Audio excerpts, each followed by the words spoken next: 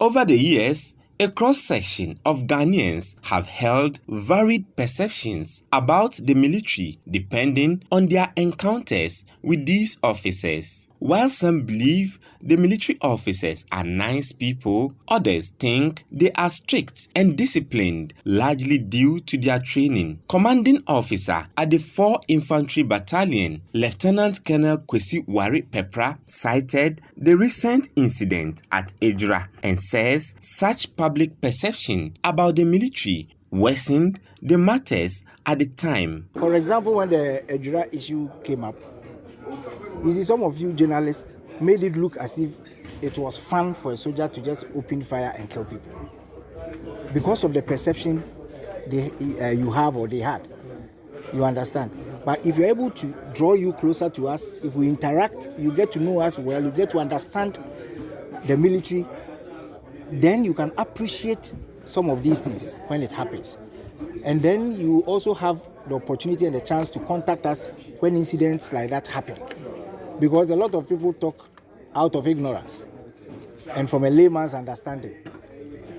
Whereas you could have contacted us for a technical or an expertise point of view. So there's the need for us to bridge the gap. There's the need for us to interact more. So this is one of those lined up activities that we intend to do in order to bridge the gap.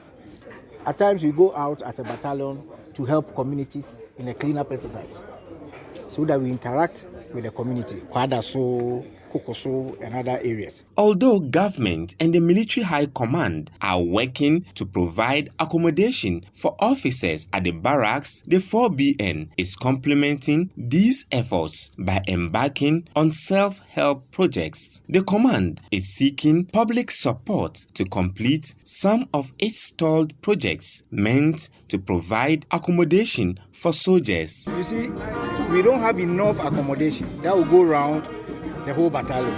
So what happens is that some of them are forced to rent apartments outside the barracks and work from there, or come from outside the barracks to work, which is not very good enough considering traffic and time to report for work and stuff like that. So if we are able to provide enough accommodation for proximity once they are within the barracks, if there is the need for us to respond to situations and incidents, we do it quite faster or quicker than they living outside the barracks.